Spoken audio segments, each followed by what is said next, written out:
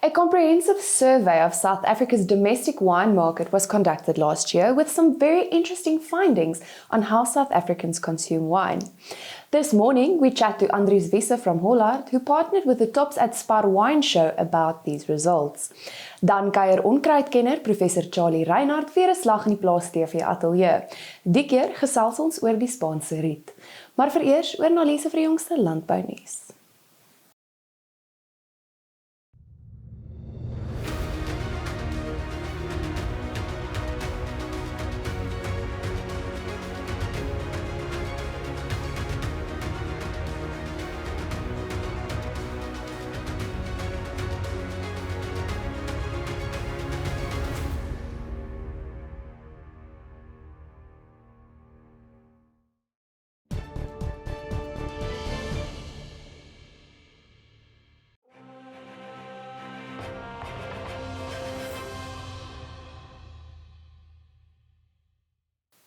In vandag se nuus, 'n bekende gesig en stem in landbou, Pieter Moller, het die afgelope naweek 'n gesogte toekenning ontvang. Moller is by die 3de Panache Men of Valeur geleentheid in Johannesburg vereer. Buiten sy rol as radio- en TV-aanbieder, was hy ook 'n voormalige hoof van Vrystaat Landbou en is betrokke by die Noordwes Universiteit in 'n skakelrol. Hy is ook 'n handelsmerk-ambassadeur, onder andere vir Plaas Media. Die doel van die Panache Men of Valeur toekennings is om erkenning te gee aan mans wat 'n noemenswaardige impak op die samelewing en in hulle verskeie gebiede maak. Hier is Pieter oor die toekenning. Ag, weet jy, ek moet sê ek is al meer as 30 jaar wat ek betrokke is in die landbousektor en weet jy, elke dag is 'n nuwe ervaring en elke dag is daar iets nuuts wat uitkom en ek sê mos, jy weet, as dit nie droogtes is in ekonomie en 'n klomp ander dinge waarmee altyd negatiewe goed is, as ek dit so kan stel, waarmee boere en plaaswerkers of die sektor mee gebombardeer word, dan is vir my altyd die wonderlike van hoe hierdie mense weer daar uitkom en soos ek net nou gesê het, hoe hulle geleenthede skep daar uit om weer iets nuuts na vore te bring. So daar's altyd iets wat 'n mens sal, soos hulle sê, trigger. En daarom, jy weet, ek kan nie dink dat ek myself ooit sal losmaak daarvan nie, en of ek nou deeltyds of voltyds daarbey betrokke is, dit is net 'n wonderlike geleentheid om tussen die landbouers te kan beweeg. Ek het nou weer betrokke geraak by goed soos biologiese landbou, wat vir my ontsettend interessant is. So ek lees weer op en ek is weer aan die gang om te kyk wat kan gedoen word en waar kan ons weer geld spaar en waar kan ons weer geld maak.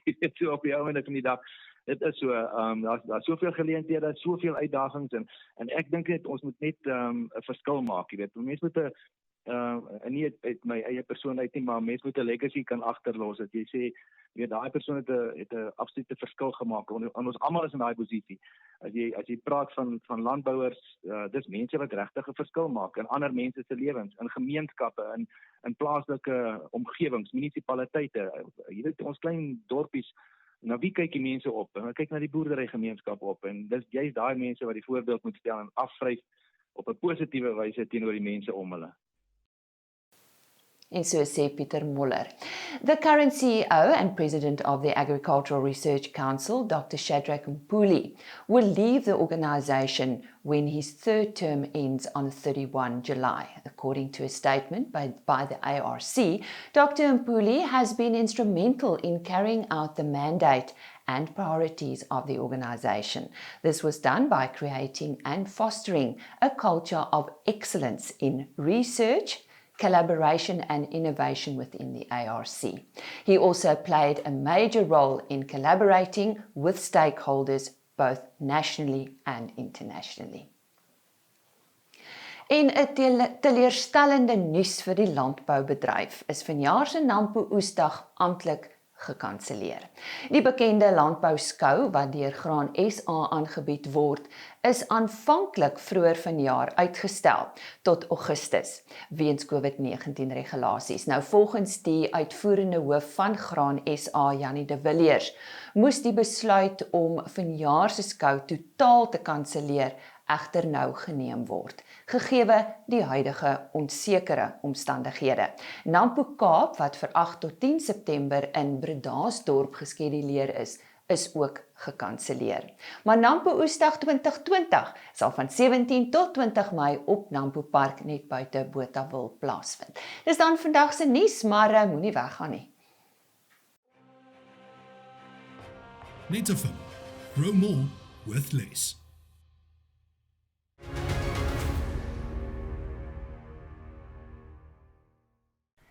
Last year, Hollard partnered with the Tops and Spa Wine Show on a wonderful project, a comprehensive survey of South Africa's domestic wine market.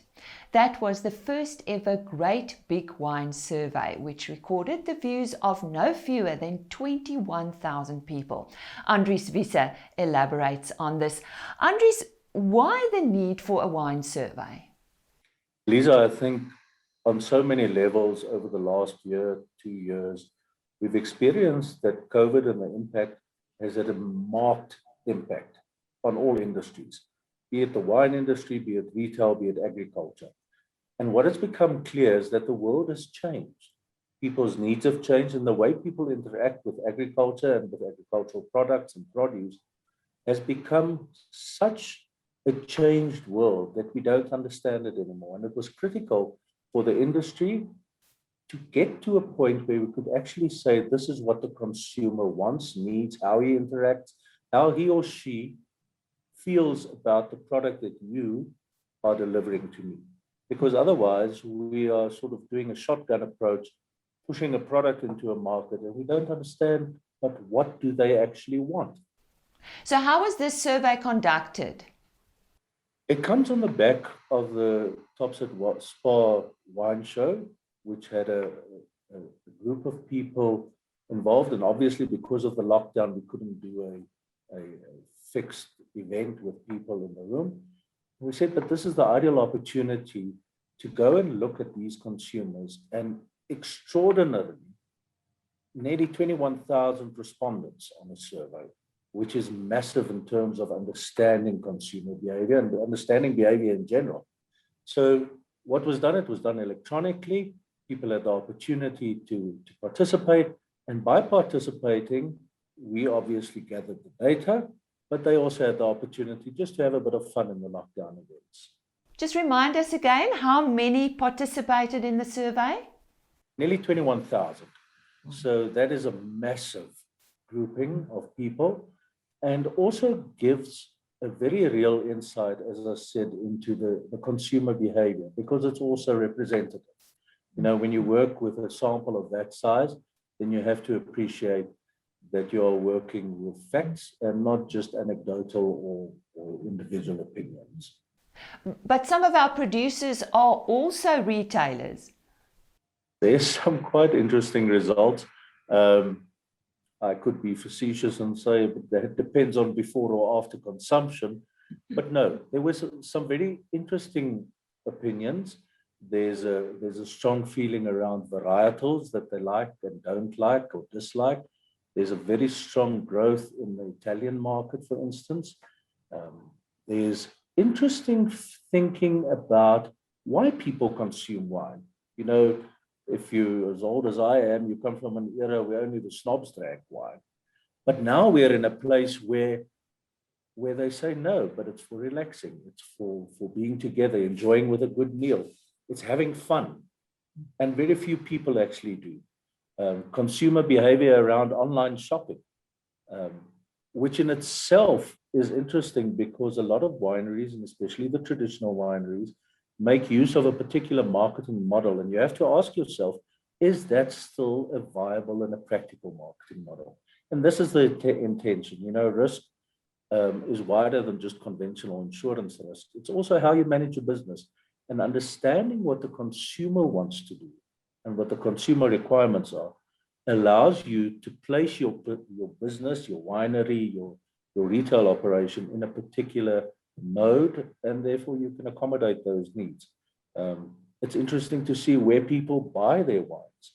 We tend to think that they do it from a particular retailer in their area or from the winery direct.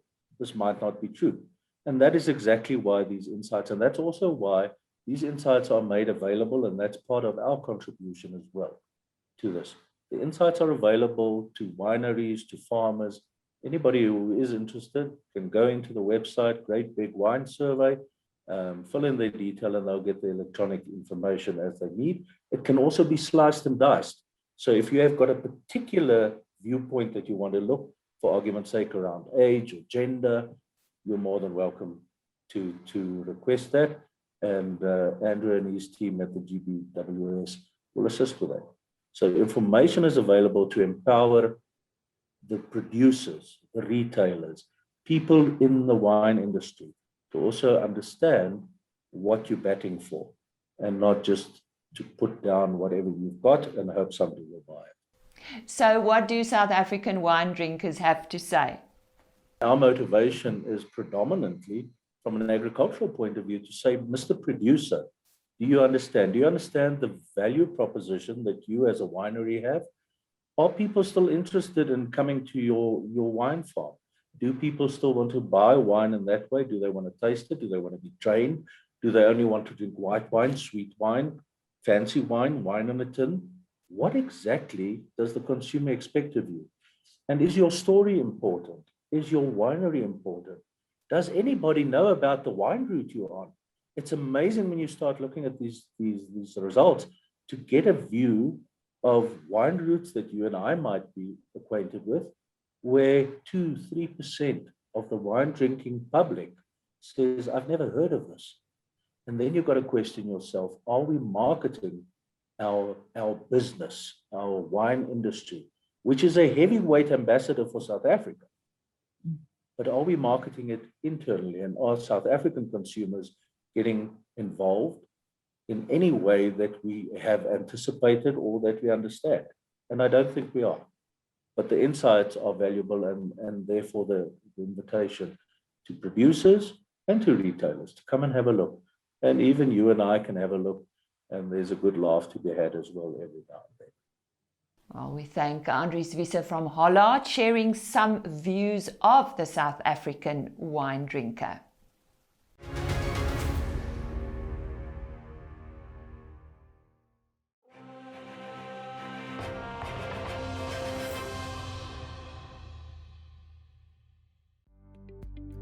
Goeiemôre kykers. Rooi vleispryse het verlede week redelik goed gevaar. BSA2 karkasse se pryse is met 0.3% op, terwyl C2 se pryse redelik skerp gestyg het week op week met 2.9%. Speenkalfpryse is egter bietjie af met 1.5%. Wat skaap en lam aanbetref, het A2 lamkarkasse se prys met 1.8% gestyg, terwyl C2 karkasse met 4.8% duurder is en die speenlamprys op basis onveranderd gebly het. Varkvleis het ook net met 0.2% gestyg week op week. Na 2 weke waar daar nie wolveilings was nie, het die wolveiling hierdie week plaasgevind en die prys is 1.7% op vanaf die vorige veiling. Geelmieliepryse het hierdie week skerp teruggespring met 6.2%, terwyl die koringprys met 1.2% gestyg en sojabone met 4.2% op is. Sonneblomprys is ook 1% hoër as die vorige week. Rand het goed gevaar teenoor vernaamste wisselkoerse, 1.4% sterker teenoor die dollar en 1.6% sterker teenoor die euro. NutriFeeds, die formule vir sukses.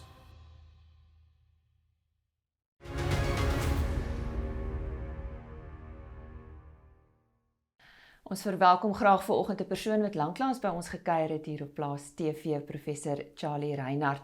Hy is professor in agronomie by die Noordwes Universiteit se Potch kampus en ook die leier in 'n onkruidprogram wat navorsing betref by UP. Ons gesels vandag met hom oor die Spaanse riet. Nou volgens landbouers neem hierdie riet die Suid-Afrikaanse plaasdamme oor. Ons gaan so 'n bietjie meer hieroor uitvind. Ja, Charlie, watter probleme hou 'n Spaanse riet in en ander soort rietsoorte? Vertel eers vir ons. Ja, Spaanse riet, ek weet nie presies hoekom hy sy naam het nie, maar hy is uitheems in Suid-Afrika en hy kom natuurlik voor in Europa en Asië. So op 'n stadium vir een of ander rede het ons hom gekry. Nou, interessantheid van Spaanse riet is dat hy baie kan lyk soos 2 inheemse rietsoorte wat ons het. Want dis die vletjiesriete. Phragmites, die wetenskaplike naam van vletjiesriet is Phragmites, daar's 2 spesies. En Spaanse riet is Arundodonax. So hulle is verskillende soorte plante. En 'n goeie manier om tussen hulle te onderskei is dat Spaanse riet vir een of ander rede wat ons nog nie verstaan nie, blom nie bokant 1000 meter bo seevlak nie. So as jy hom in blom wil sien, moet jy na die kus toe gaan, nader aan die kus toe gaan. Dan sal jy hom dalk in blom sien. En hoekom ek dit noem is, ons moet net eers seker maak waarmee ons werk. So as jy riete om 'n dam sien, ek wat soos ek ry riete by damme opmerk, van ver af kan jy nie eintlik onderskei tussen vletjiesriet en Spaanse riet nie. So ek wil maar net noem, dis die eerste ding wat 'n mens moet doen, is om positiewe identifikasie te doen. Want jy sou kon redeneer, daar's beter motivering om 'n uitheemse plantsoort op 'n drastiese wyse te beheer as wat daar sou wees om 'n inheemse plant te beheer.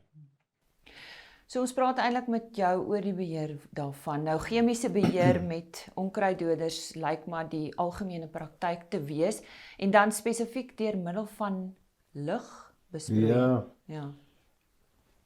En waar die ligbespuiting en die gebruik van chemikalieë of onkruiddoders daarvoor gaan oor die gemak en die ekonomie daarvan. So onkruiddoders is baie effektief.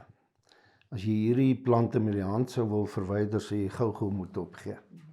Want hulle is stewig geanker met ondergrondse stamme en dit is ook hoe hulle versprei is met hoofsaaklik deur ondergrondse dele. En dan ligbespuiting. Nou jy hierdie chemikalieë wat vinnig werk en effektief werk. En jy dien hulle binne enkele minute toe. En dit is eintlik 'n gemaksone wat sekere nadele inhou, volgens my. Want as jy nou daar met 'n vliegtuig of 'n helikopter kom, dan behandel jy elke meter van daardie oewer. Behandel jy waarskynlik met die onkruiddoder. En waar jy nou voorheen daarin plante gehad het, 'n bedekking gehad het, as ons nou praat oor bedekking, dan weet ons mos daarom voëls maak neste in die riete en eende broei in die riete. Dus is dit maar van die risiko's. risiko's. Dit is 'n ekosisteem, jy weet, op 'n mikrovlak is daar 'n ekosisteem wat afhanklik is van daardie plante. En as jy nou op een slag alles doodmaak, dan is ek nou nie so gemaklik daarmee.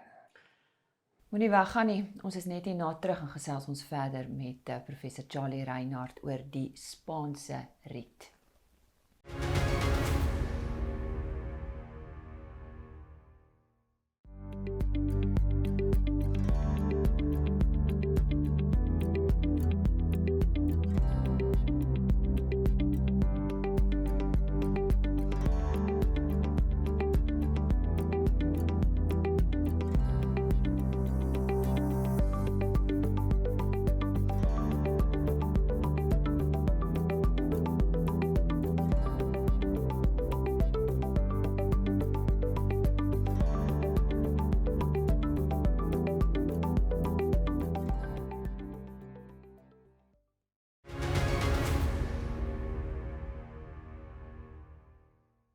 Ons gesels vanoggend met professor Charlie Reinhardt. Hy is 'n professor in agronomie onder andere by die Noordwes Universiteit en ons praat oor die Spaanse riet.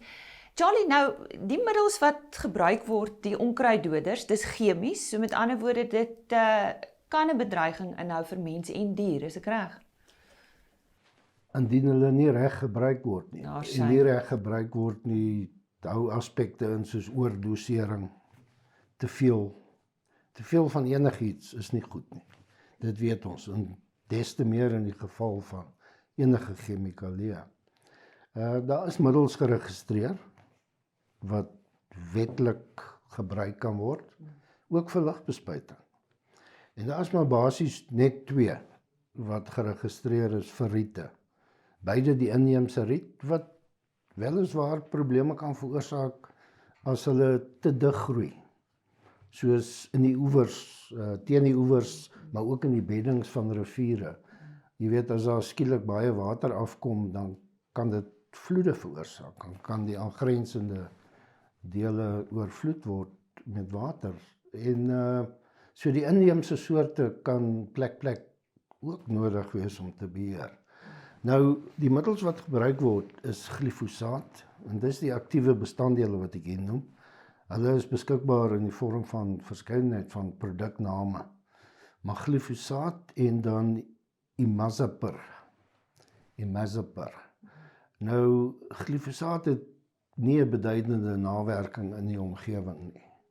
En nou stuur ek in die rigting van blootstelling van mens en dier en enige organisme aan hierdie middel sou hulle daar gebruik word, want dit is 'n sensitiewe omgewing, né?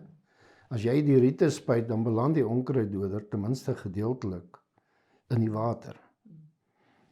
En dit hou natuurlik risiko in, want as onkruiddoders effektief plantdoders, en as jy nou sou besproei met daardie water, en daar's genoeg van die middel in, dan kan die gewasse beskadig word.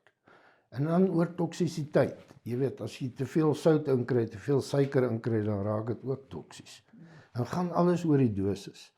Nou gelukkig is daar 'n geweldige verdunningsfaktor. Waar jy nou hier aan die oewers spuit, relatief lae dosisse, want hierdie middels is baie effektief, so jy hoef nie baie daarvan toe te dien om effek te hê nie. Maar nogtans, hulle kom in kontak met die water en jy wil nie hê hulle moet lank teenwoordig wees nie. Want hoe langer iets teenwoordig is, hoe groter is die kans vir blootstelling van sensitiewe organismes daaraan. En ons wil dit vermy. So ons wil hê hierdie middels moet vinnig afbreek en net 'n effek op die plante hê, nie op ander organismes nie. Om jy af te sluit, so wat is belangrik hier? Hou by die voorgeskrewe reëls. Ja, nommer 1, gebruik net middels wat geregistreer is, wetlik geregistreer is. Hou by die aanbevole dosisse. En dan wil ek tog 'n versoek maak dat, hoekom moet jy die plante 100% uitroei op een slag? Kan jy nie maar stuk. Jy weet, jy wil toegang hê vir mense en dier tot damme. Die hengelaars wil daar uitkom. Die boer wil daar uitkom om sy waterpomp te gebruik. Sy vee moet daar drink. Maar jy hoef nie al die riete uit te wis nie. As jy sulke eilandjies van riete langs die oewer kon los, maar jy sien, dis moeilik om te bestuur. En ons mense is sleg met En dit vat tyd. En dit vat tyd en dit vat geld. Daarom kry 'n vliegtuig, spuit dit binne 'n halfuur en jy dink jou probleem is opgelos, maar dink aan die nagevolge van so iets. Want die middels wat jy gebruik, maak nie net riete dood nie, hulle gaan enigiets anders wat groen is in daardie omgewing ook doodmaak.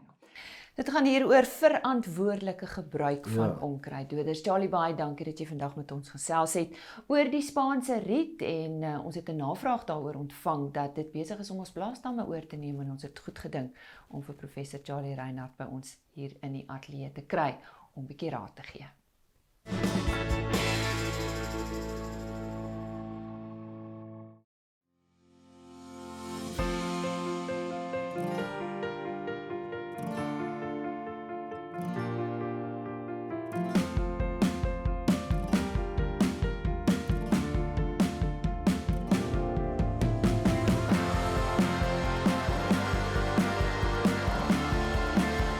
Op 8 Junie, Dinsdag 8 Junie bied ons derde produksieveiling aan wat vooraf gegaan word deur 'n boeredag.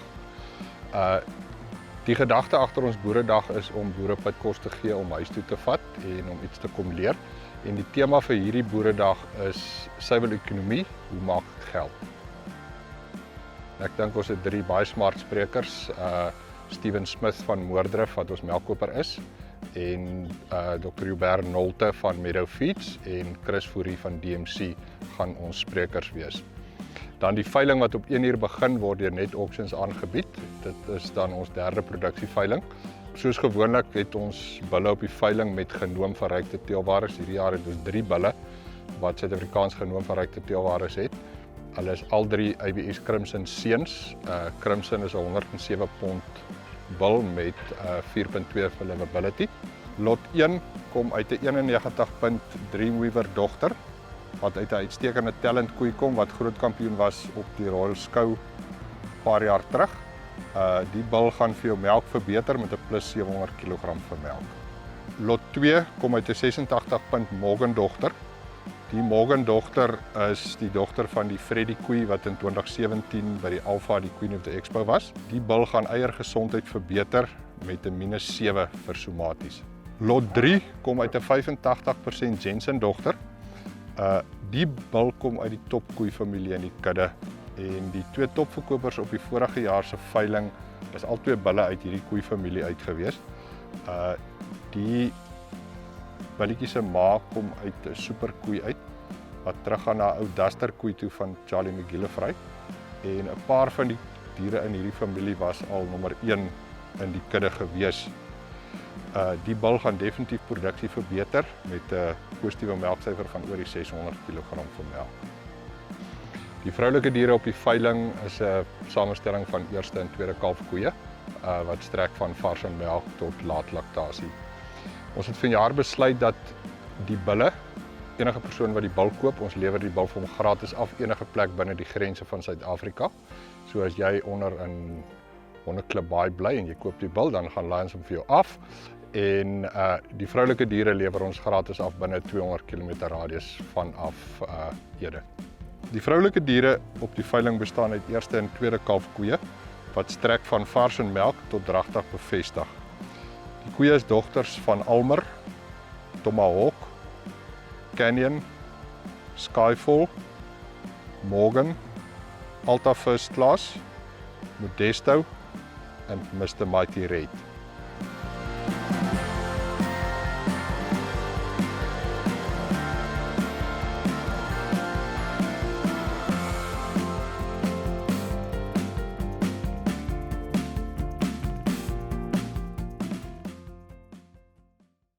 I thought you said you were working from home this week. Yeah, this is one of those digital backgrounds. Very realistic. Sorry, had to find better signal in the house.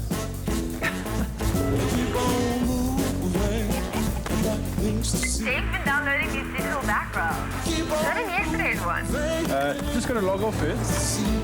Hey, another digital background. Yep. Hardy daas. Ervaar die luksheid van vryheid in die nuwe kragtiger Fortuner.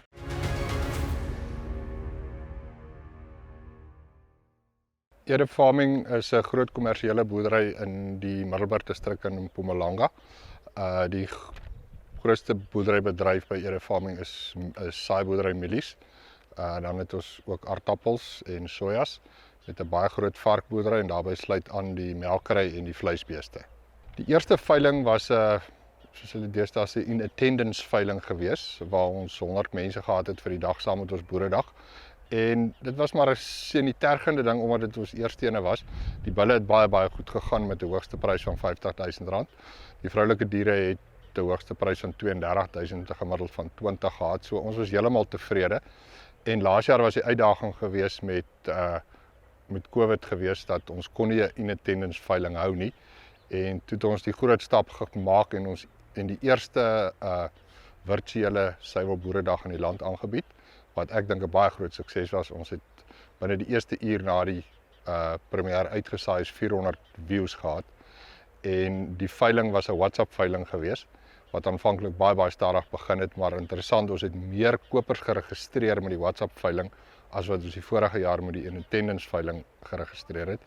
En weer eens ons hoogste prys was 'n bul vir R47,000. Vroulike diere het minder gegaan as die vorige jaar, maar ons het alles verkoop. Hulle het nie een oorgebly nie, so alles in alles was ons baie tevrede met die veiling soos wat dit mag gegaan.